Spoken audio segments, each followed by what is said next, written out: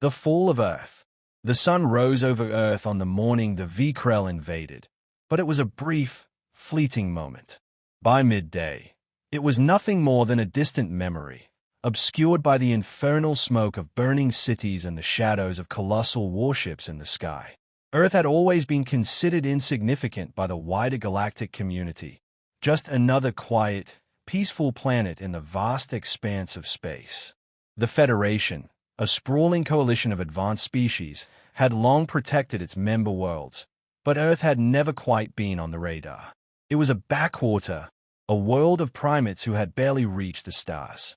In the eyes of most, humanity was nothing more than an afterthought. No one imagined that the Vrel, an ancient race known for their ruthless military campaigns and overwhelming superiority, would turn their eyes to Earth. They were a species that thrived on conquest, governed by a strict caste system where might ruled above all else. They saw themselves as the galaxy's true rulers, and the idea that a small, isolated planet like Earth could pose any threat was laughable. But on the day the Vrel arrived, they were not laughing. The attack came without warning. Humanity had received no indication of the impending invasion. There had been no warning signs, no transmissions intercepted, no flickering of alien ships in Earth's distant sky. It was supposed to be just another quiet day, until it wasn't. In the span of hours, Earth's defenses, already outdated and underfunded, were shattered.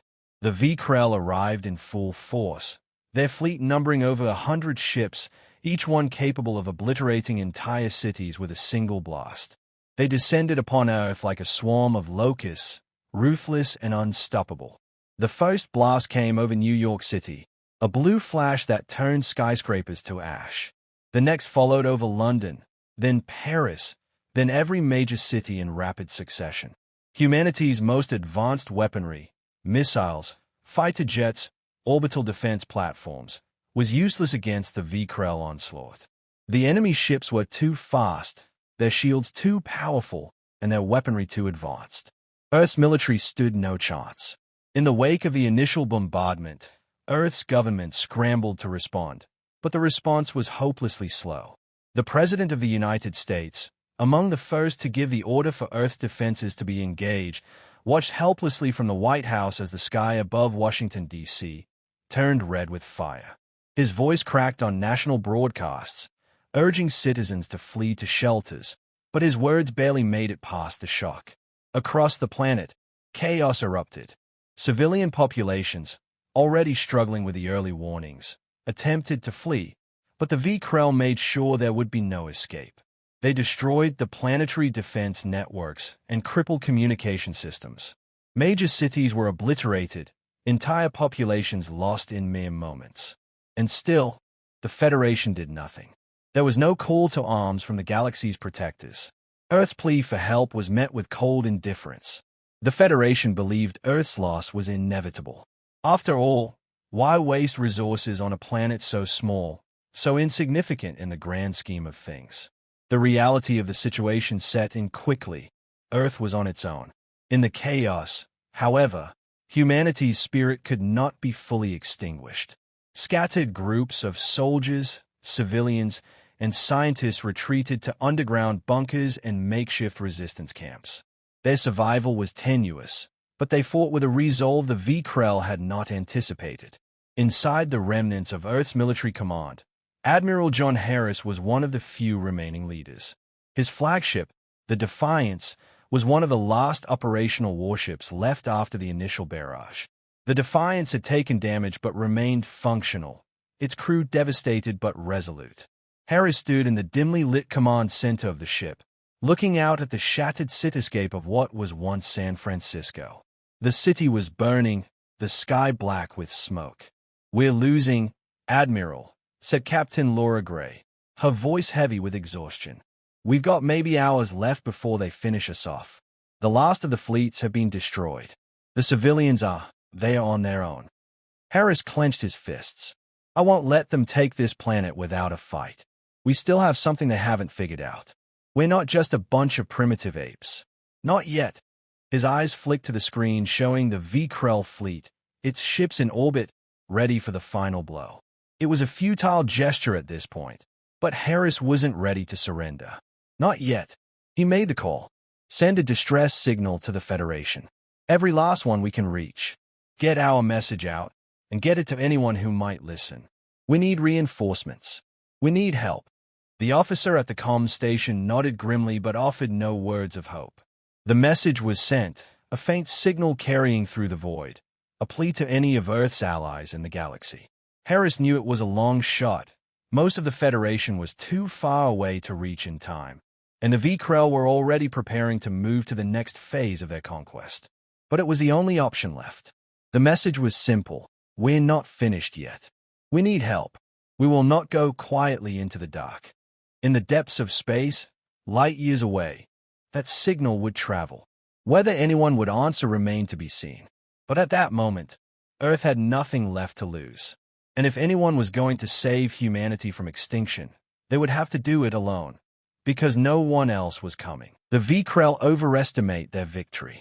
The Vrel fleet hovered like a dark shadow over the remains of Earth, their warships casting an ominous pall over the crumbled cities below. The invasion had been swift and brutal, and Earth had fallen, its once proud civilizations now nothing more than piles of rubble. Yet in the victory of their conquest, the Vrel made a critical error, one that would come to haunt them in ways they could never have predicted. The Vrel were a race accustomed to crushing worlds, enslaving civilizations, and plundering resources. They had done it countless times across the galaxy, leaving behind nothing but burnt landscapes and broken species. To them, Earth was no different. The humans were weak, primitive, even unworthy of serious resistance. Their forces, though capable of inflicting minor annoyances, were no match for the might of the Vrel Empire. After the initial bombardment, the Vrel had moved into the phase they knew best, subjugation. The survivors of humanity, huddled in the remains of their cities and scattered throughout the wreckage, were treated like animals. The Vrel soldiers roamed the planet, rounding up the remnants of Earth's population, herding them into containment zones. They broke their will with physical violence and psychological terror. Entire neighborhoods were destroyed, and survivors were left to toil in harsh, lifeless conditions, working to extract whatever value remained in Earth's resources. "Foolish creatures," muttered Commander Vrak, the Vrel leader overseeing the occupation, as he watched the human prisoners through the viewport of his flagship, the Sovereign's Wrath. "They think they can resist, but they do not understand the magnitude of their defeat." Vrak's cold eyes flicked to the view outside. The planet's surface was already scarred with deep craters and trenches where his forces had landed. And yet, there were signs of defiance. Resistance pockets had begun to form, small, scattered groups of humans fighting back, launching surprise attacks against Vrel patrols and sabotage strikes against supply lines. It was a nuisance, but Vrak dismissed it with a wave of his hand. "Let them play their little games. We will break them in time," he said, his voice dripping with arrogance. But beneath that arrogance, there was a growing unease. The Vrel had underestimated the human spirit. Despite the vast technological superiority of the invaders, something about humanity refused to die quietly. The humans fought not for victory, not for a chance at survival, but for something more profound, a refusal to be broken. It was something the Vrel had never encountered before. In the shadows of the planet, Earth's resistance movement slowly began to coalesce. It was not the organized, large-scale force the Vrel had expected. No, it was ragged, scrappy, and resourceful, much like the humans themselves. They fought with a raw determination that was hard to comprehend, striking when and where they were least expected. Among the survivors, one figure stood out: Admiral John Harris. After the fall of the Earth's military, Harris had become something of a symbol, a living embodiment of humanity's refusal to be wiped out. He had survived the initial onslaught, escaping to a hidden underground base with a small group of officers and soldiers. From this base, he led the resistance, coordinating attacks on Vrel supply convoys and disrupting their communications. "Commander Vrak may think we're weak, but we know how to survive," Harris said to his gathered officers in the dark, dimly lit war room beneath the ruins of San Francisco. The Vrel made one mistake. They thought they could break us. We're going to show them just how wrong they are. It wasn't much, but it was a start. With each strike, the resistance grew bolder. Supplies, weapons, and more survivors were added to their ranks, while Vrel forces began to feel the strain. Their initial arrogance was beginning to wear thin, and cracks were starting to show in their flawless facade. On the Vrel flagship, the Sovereign's wrath, Vrak's patience began to wane. "Why do they persist?" he demanded one day, pacing in the command center, his massive form towering over his officers. "Why don't they just surrender? We've destroyed their cities, killed their soldiers, and captured their leaders. Why do they resist so fiercely?" His second-in-command, Subcommander Elith, spoke carefully, aware that questioning the commander could be seen as disloyal. "Perhaps they resist because they believe they can win, Commander. Or perhaps they simply refuse to accept their fate." Vrak's eyes narrowed. "Fate? Their fate was decided the moment we set foot on their world. These humans are nothing. They are not worthy of any further attention." And yet, despite his words, a flicker of doubt remained in Vrak's mind. There was something about these humans, something they had that he could not fully understand. They did not give up, did not surrender, even when it seemed utterly hopeless. On Earth, Harris knew that they were running out of time. The Vrel were relentless, and it wouldn't be long before they mounted a full-scale assault to crush the resistance once and for all. But Harris had a plan, something desperate, something that could give humanity a fighting chance. They had one last card to play, the last remaining warship, the Reclamation. The Reclamation had been a relic of humanity's old fleet, a ship that had once stood as a symbol of Earth's power in the stars. Now, it was the only thing standing between humanity and complete extinction. Harris and his team knew that the Reclamation was their only hope. But it wasn't just the ship that mattered. It was the message it carried. A message to the galaxy. "We're not done yet," Harris muttered as he looked at the Reclamation's silhouette against the fading sun. "We'll fight until there's nothing left to fight for." The resistance was small, but in their hearts, they carried something far greater than the Vrel could ever understand. Hope. And hope, as the Vrel were about to learn, was the most dangerous weapon of all. The war begins. The Vrel had underestimated humanity's capacity for vengeance. But now, as the remnants of Earth's military forces, along with the underground resistance, made their first coordinated counterattack, they began to realize the gravity of their mistake. Admiral John Harris stood at the command console of the Reclamation, his fingers moving over the controls with practiced ease. The battered warship, a relic from humanity's early days in space, had been retrofitted for a new purpose. Once, it had been a symbol of human might, capable of defending Earth against invaders. Now, it was the last hope for a planet under siege. The Reclamation had been hidden in Earth's depths for months, waiting for this moment. The moment when humanity would strike back. "Admiral, we've got a message from the resistance cells," said Lieutenant Torres, her voice steady but filled with the weight of what was to come. "Put it through," Harris ordered. The small holographic projection in front of him flickered to life, showing a woman's face. Captain Laura Gray, the commander of the last operational fighter squadron on Earth. Behind her, the distant sound of explosions echoed through the comms system, a constant reminder of the war raging outside. "We've got your signal, Reclamation," she said, her voice filled with determination. "We're ready for Phase 1. The Vrel have their eyes on us, but they are too focused on the major cities. We'll provide a distraction. You take out their command ship." "Understood," Harris replied. "Phase 1 is a go. Stay sharp, Captain." He ended the transmission and turned to the officers gathered around him. The room was tense with anticipation. Harris knew this was their best shot, a coordinated strike at the heart of the Vrel invasion fleet. If they could cripple the Vrel command ship, the Sovereign's wrath, it might sow enough confusion to tip the scales. But he also knew the risks. The Vrel had resources, and they weren't about to let a ragtag group of humans stop them from finishing what they started. "Time to show them what humans can do," Harris said, his voice steady but with a hint of fierce resolve. Outside the atmosphere, the Reclamation's engines flared as it broke through the upper layers of Earth's atmosphere. Below, The ground was a battlefield of crumbled cities and scattered resistance forces. Humanity had been reduced to fragments, but those fragments were determined to make a stand. In space, the Vikrel fleet was a looming menace, a wall of destroyers and warships that hung in orbit like a starless night.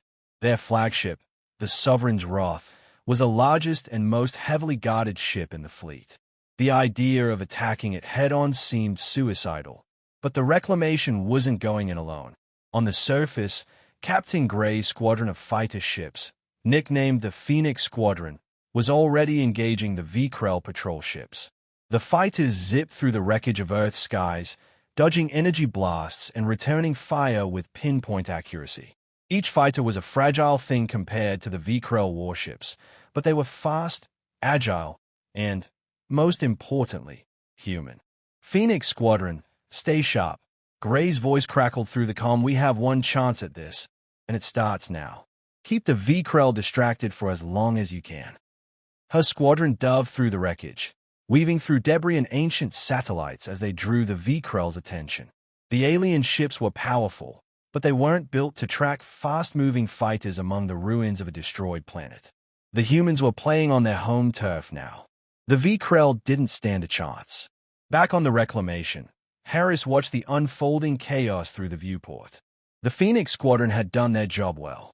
The Vikrel were distracted, their resources pulled in multiple directions. Now was their moment. Engage the Wrath, Harris ordered. With a shudder, the Reclamation fired its engines once more, surging toward the Vikrel flagship. The alien fleet was not ready for an attack from a single ship. But that was the human way, never facing an enemy head-on unless necessary, always finding a way to exploit weaknesses. The Reclamation's weapons systems powered up, and the ship launched a series of pulse blasts toward the nearest Vikrel destroyer. The first blast hit dead center, creating a massive explosion that rocked the ship's shields and sent debris flying into space.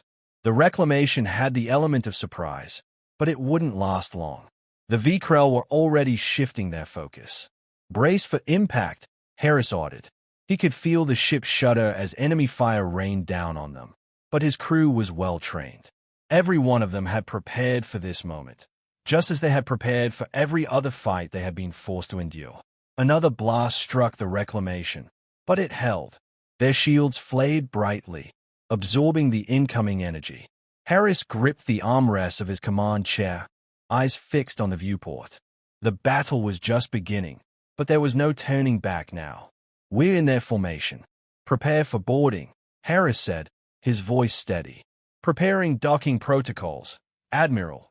Lieutenant Torres responded, her hands a blur on the control panel. They were close now. Too close. The Reclamation swung around, its sleek hull skimming just below the Vikrel flagship shields, now in range to dock. Harris could see the Sovereign's Wrath's massive silhouette against the backdrop of Earth's destroyed surface. It was everything humanity had come to fear. It was everything humanity had learned to fight. Boarding team, move out, Harris ordered. The time for hope was over.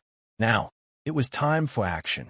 As the boarding pods shot forward, streaking toward the Vikrel ship like tiny missiles of vengeance, Harris couldn't help but think of the human spirit. The spirit that had been crushed, ridiculed, and nearly wiped from existence. And yet here they were, fighting back with everything they had. It wasn't just about winning anymore. It was about proving the galaxy had made a mistake by thinking they could wipe humanity off the map. And this was only the beginning. The first explosion on the Sovereign's Wrath tore through its outer defenses. The Vikrel were finally beginning to understand. Humanity was not the weak, insignificant species they had imagined. It was a force that could not be easily defeated. The heart of the beast. The explosions aboard the Sovereign's Wrath rocked the vast flagship as Harris and his team stormed through the Vikrel corridors. The mission was simple in its design. Destroy the heart of the Vikrel command structure, cripple their ability to control the fleet, and ignite chaos in the heart of their invasion. But simple missions rarely ever went according to plan. Admiral Harris, now clad in a standard-issue assault suit, led the charge through the halls of the alien warship. His team followed, grim-faced, their weapons raised, eyes constantly scanning for any sign of movement. Every corner was a potential death trap. The V-Krell were not a species to let their invaders get this close without retaliation. But they hadn't expected the fight to come from humans. "Admiral, we're moving according to schedule," said Lieutenant Torres, her voice low but urgent. She held up a holo map of the ship's interior, tracking their progress. "We're 5 minutes away from the central command room. We'll need to break through 2 more checkpoints before we get there." Harris nodded. He could feel the adrenaline coursing through his veins, but his focus never wavered. It wasn't the first time he had faced overwhelming odds. In fact, it had become a part of his life, fighting against an enemy that never saw humanity coming. But this time, it felt different. This time, humanity wasn't fighting for survival. They were fighting for something far deeper, a future that they could no longer afford to lose. The sound of distant gunfire echoed through the walls. The V-Krell were responding to the breach, sending squads of heavily armored soldiers to engage the human invaders.